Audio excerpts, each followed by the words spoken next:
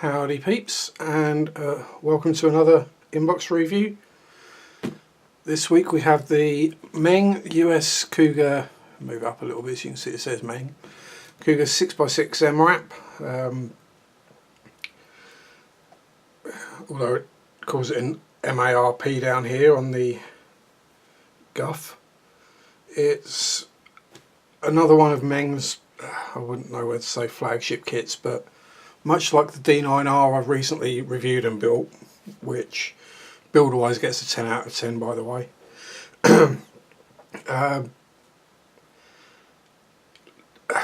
Where to go, it's one of those just really nice kits that I think Panda model do the 4x4 version, but again, let's get enough waffling, let's look in the box.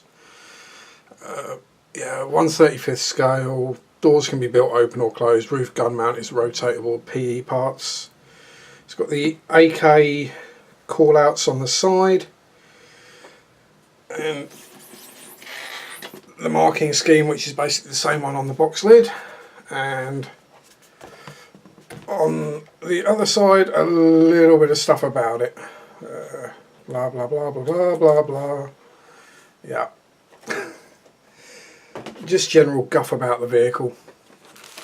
Inside, as you can see, very full box. Yeah, I've got the colour instructions this time.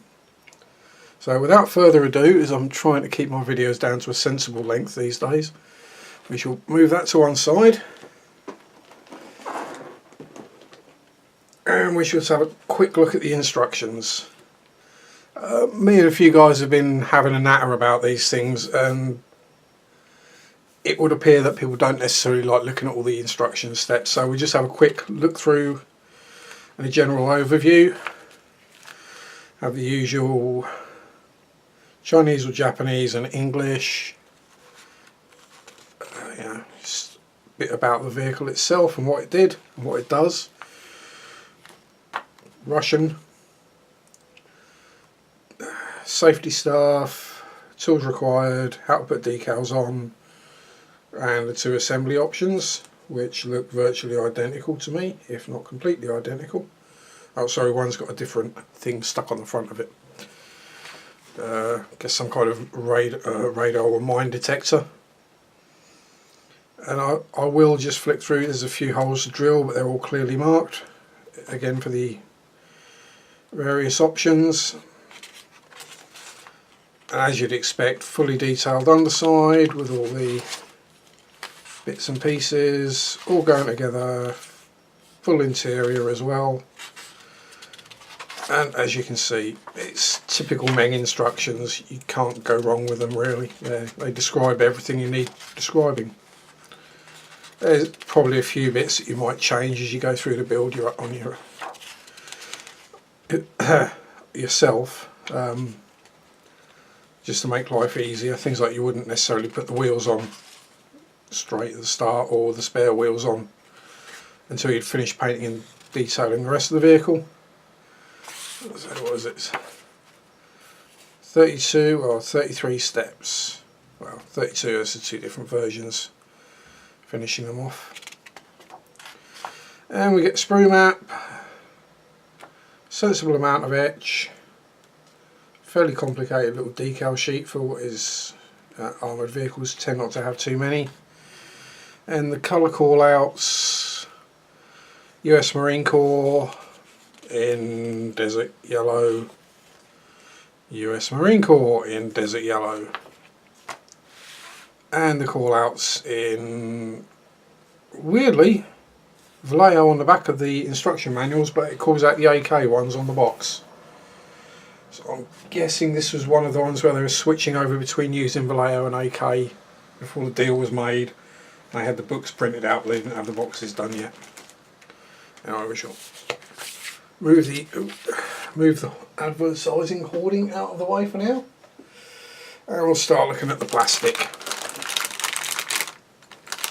Starting with the main body, crew section, upper hull, whatever you want to call it.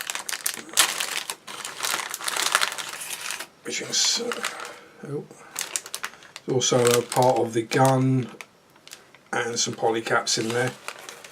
Polycaps is polycaps, we don't need to see them, but it'd be interesting to look at the detail on the gun.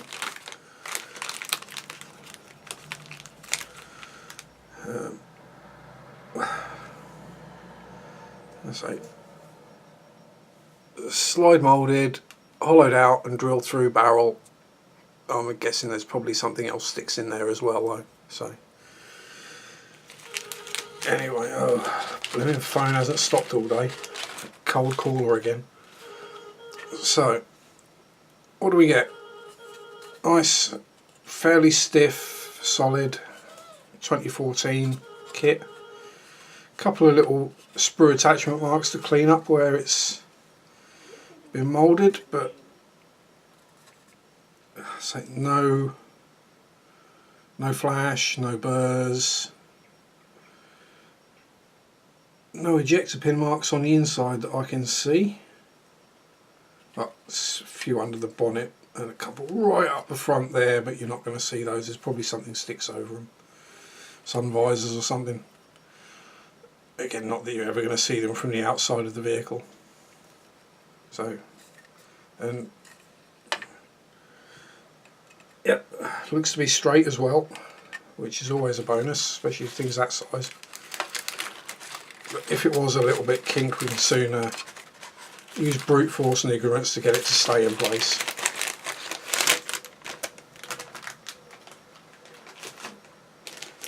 I'm just going to go through these sprues in no particular order.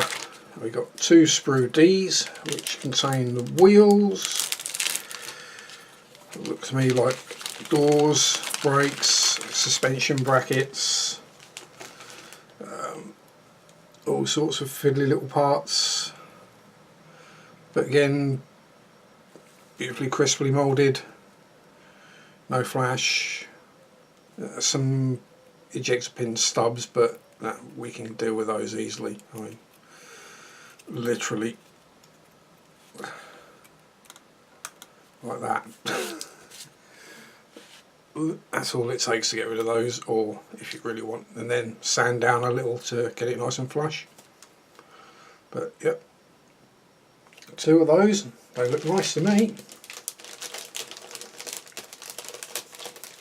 And the reason I'm putting these back into the bags is I'm probably not going to be getting around to building this anytime soon.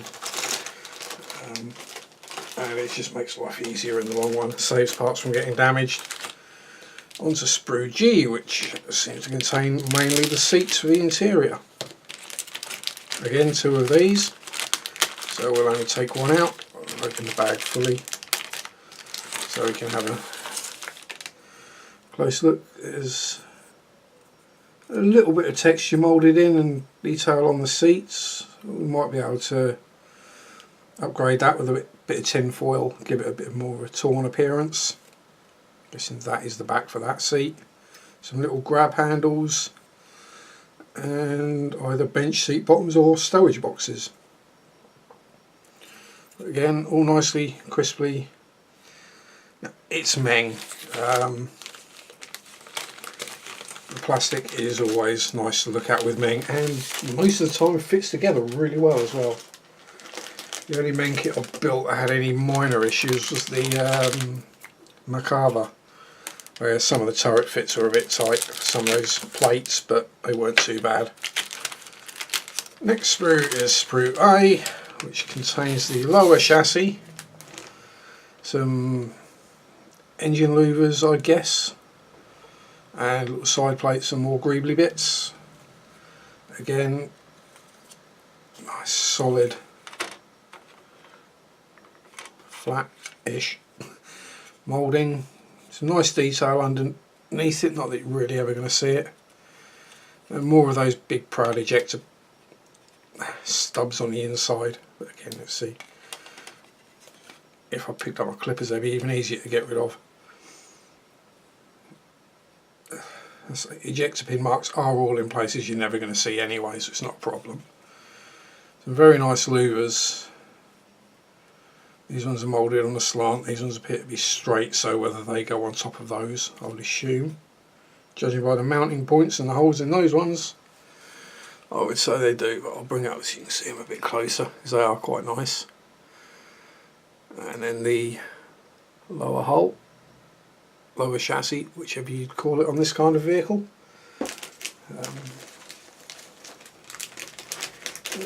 I'll get it out of the bag, it won't go back in, there we go. Then we're on to the sprue B, which we get one of by the looks of things, unless they bag two separately. If I spot one later, I won't bother showing you that because they'll be the same. This contains the running gear, the transmission cases or transfer boxes, diff cases, all these parts, main centre drive, drive to the rear, and various other brackety, probably parts of the braking assemblies. Again, typical Meng. I'll bring it up a little so you can see a bit closer. But all nicely detailed, moulded, crisp, flash free. Minimal mould lines on the drive shafts. As I say, circular places, the circular parts are the things they show up on the most, if there is any at all. Might just a quick run over with a 600 grit ultimate sander and they'll be disappeared. And now, sprue C, which looks to be an exhaust, a centre console, wheel arches or inner wings, whichever way the thing goes together, front grille, and again I am checking there's no loose parts in the bags, steering wheel and some fiddly little pieces, and again no sink marks, no flash, minimal seam lines, again some of those annoying ejector stubs, but I think they're mostly on the sprue rather than the parts. So let's go around to the sprue. We have what I'm guessing is the dashboard, so it'd be that way around. Very nicely detailed. We've got the turret ring, beautifully detailed, a couple of the hatches and the steering wheel, and the what I'm assuming is the front engine grille.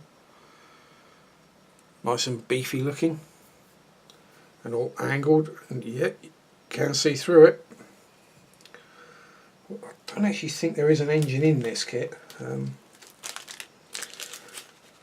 It's kind of be a bit of a shame if there isn't, but you never know. It's not something you would ever see unless you specifically modelled it with the bonnet up, or hood up if you're American. Next we have sprue E. Again, I should just,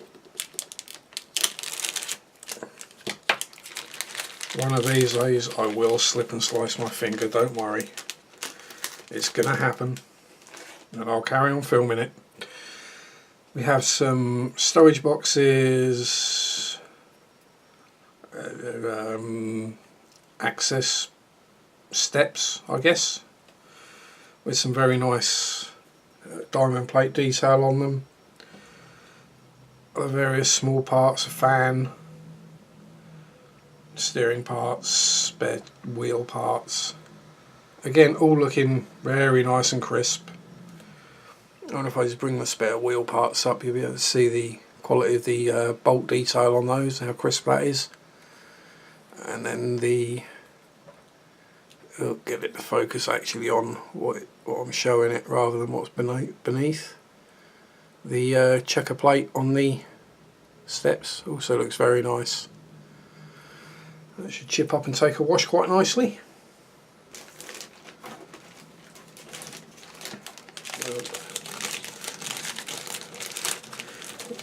The trick I found with this is to actually open the bags all the way. If you don't get them quite open, you can get the sprue out, but it's a pig to get it back in.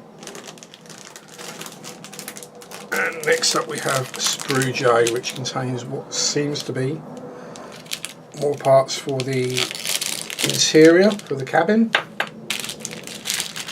It says, I think I might need to change a knife blade. And we have what I'm guessing are the inner side bars that the seats and everything attached to.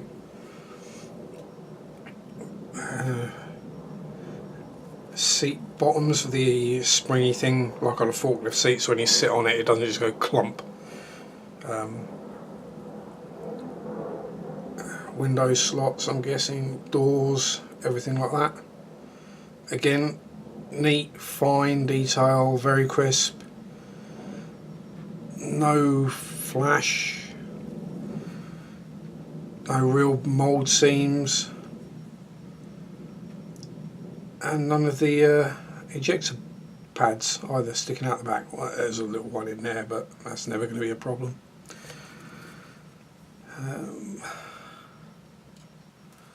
I'll just bring it up again so you can see some of the finer details on some of the parts.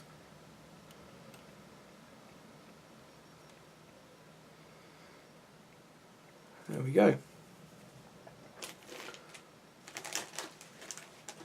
So, apologies if I seem like I'm rushing through this, but I'm trying to keep my videos a little on the shorter side, as it does seem that a lot of people don't enjoy watching longer videos, they kind of zone out. So if we keep it shorter, we might get people actually watching to the end. And on this sprue, which is sprue-etch, we have the interior floor, the front doors, I'm assuming the back doors, the main exhaust, possibly windscreen, and rear panel. Yeah, the door isn't in it yet. Yeah, that'll be the rear doors then. But again, I'll bring this up because the diamond plate effect on the floor of the main cab is very nice. So it's subtle, it'll be easy to lose if you get heavy handed with the paint, but it will show up nicely. And these parts aren't just, so the doors are obviously, well, the side doors are detailed on the inside as well. The ejector pin pads on, rather than, now having these little pads attached to the part where the ejector pins press on means yes, you got more sanding to do, but you don't get the ejector pin marks on the inside of the part, especially if you're going to pose it with the doors open, because that would be a nightmare to clear out. There'll be some very, very careful sanding and filling, and me and very careful don't usually go together very well. Me and bull in a china shop, yeah, careful and delicate is not my strong suit. Now we have, again, we've got more of those ejector stubs, but as I say, they're easy to deal with. What do we have here? Parts for the turret or a top hatch, MG belt, box, leaf spring suspension, and various other greebly parts, possibly the front wings or fenders, Americans, and light covers, which could be a bit chunky. But we might see if we can fudge something out of something else. I'll keep my hands under it, it'll focus on this. So it's nice detail on the leaf springs. There's a little bit, I don't even know if the camera will pick up, there's a little bit of texture on the fenders. They're not totally smooth, it's more of a, there's a little bit of flash on that one as well, but again, that would be easy enough to clear up. So just the littlest bit of texture, whether that will show through with the paint, I don't know, I doubt it. But it's kind of a rolled steel texture, so it looks nice in the plastic at least. Now we have the last of the large sprues, sprue F, which again, I keep saying again, don't I? Again and anyway, that's my two favourite words. Well, words I willingly speak in public anyway on this video. We have more stowage boxes, more of the diamond plate. I'm guessing they're probably the steps up to the cab. Air filter, more stowage. There's little greebly plates and hatches and odds and sods, tiny little parts. Again, everything crisp, cleanly moulded, no obvious mould seams or flash lines or anything like that. You can see the diamond plate on those. And yeah, ejector pins, nothing to write home about on there.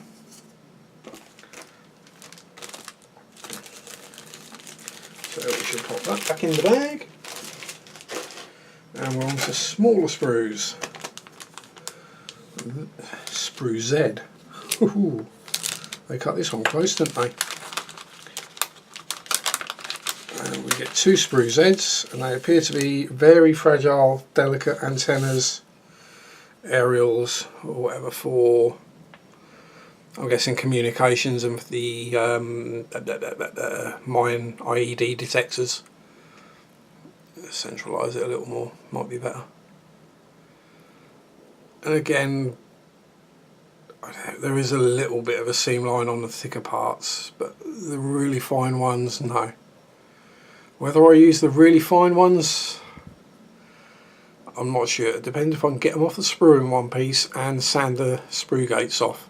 If I can, then I'll use them. If not, good old fuse wire or stretch sprue to the rescue.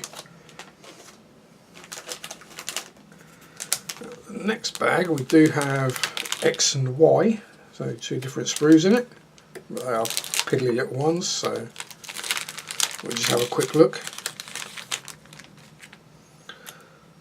Sprue Y, again being, I believe that is the front mounted IED or whatever mine detection system. I think that's what it is on the front anyway. And again, yes, all very nicely moulded. And sprue X is the other parts for the MG. So we have a choice of 3 slide moulded barrels. I guess 2 are in 7.6 and one's in 12.7. There's one looks, or unless it's got a fluted flash hider or muzzle. A couple of ammo boxes and a short run of ammo belt. You can pick out the shells on there, or bullets, whichever they are in which size. And if you can see, they're all slide moulded. So hollow tips of the barrels, yay, no drilling out.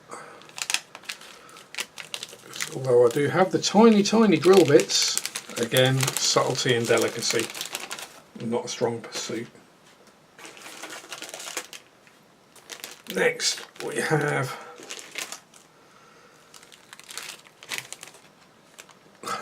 lots of sprues of clear. I'll just take one out of each. I believe they're probably all the same. Well, if not, they're only slightly different. General clearness of the parts, as you can see, they've got the static wrap around them.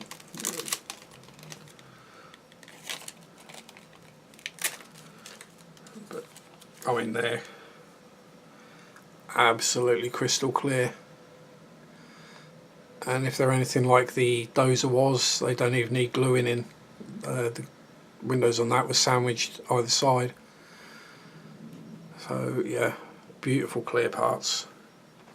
As is the usual case with Meng, it has to be said.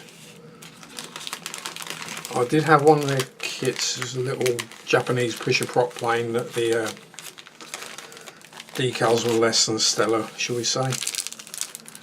In other words, they were thick and they shattered. But their clear parts always seem to be good. And just in case you've not seen the blue armoured glass before, which is the one I'd probably use, because it will hide all sorts of sins on the inside.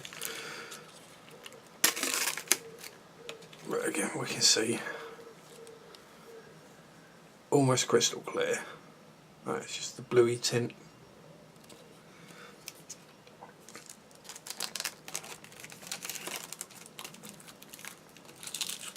So you know, I will probably use the blue myself rather than the clear. I just like the look of it. And it's a lot easier to do that than trying to spray it. And we are getting towards the end, I promise. Final sprues are a couple of sprues of mainly tubing for various hose lines, etc. Sprue Q, and they're made out of the flexible vinyl. So yeah, we got it's mainly seat belts, I believe, and mud flaps, and nicely detailed as well for flexible vinyl. And I wouldn't like to have to try and make up all the seat belts for this with etch or fabric, so it should get a sensible lay on them, especially if you glue them down with a bit of super glue.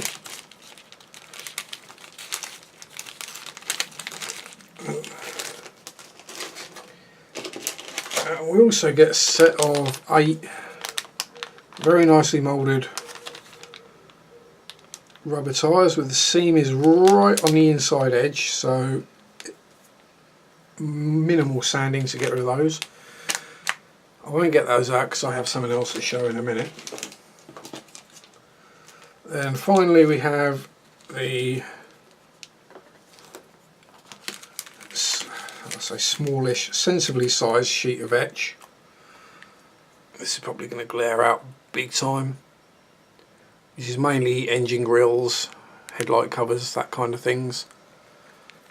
All looking very precise and nice. There's nothing else in there. And I'm not going to bother getting them out because they're just stencils really, they're not even decals. You'd call decals, just number plates and stuff like that. And warning placards for inside. And that is everything that comes in the box. I do, however, have something that didn't come in the box. My good friend Simon, Siam, or Scale Model Jedi as he's otherwise known. Don't let the name confuse you, his YouTube channel isn't just sci-fi stuff. He does all sorts of stuff, planes, trains, tanks, everything. He's just a bit of a Star Wars nut. But he found these. It's the resin wheel set for the Cougar mrap by Meng, so they fit. And he found them on Amazon going at, I think it was half price, so just under £12 rather than 23. So it made sense as I'd got the kit for a fairly decent price anyway. So I should just pop one of these out to show you the extra detail. Just elbow in the desk. You can see how crisp the tread pattern is. Still got a little mould seam on the inside in a couple of blocks. Then on the outside edge you've got all the bolts and malarkey and the makers' names and sizes and everything on there. Michelin X or Michelin, depending on how cruel you're feeling. 395 by 65 by 20s, I think. Yep. But as I say, this kind of thing, you're not going to be wanting to put a metal barrel on it because you've only got a little MG sticking out the roof. Extra PE set, possibly, but that's not really my thing. But a set of resin wheels will make a good difference to the kit. Anyway, that concludes. And we're just coming up to the 30-minute mark. So yes, as I've already said, shout out to my mate Sire, Scale Model Jedi. Subscribe to his channel if you haven't already. And that one's for you, Norm. I hope it does you justice. And everyone else, thanks for watching. Please like and subscribe in the doobly-doo below. And have a nice day. Rock on. Bye bye.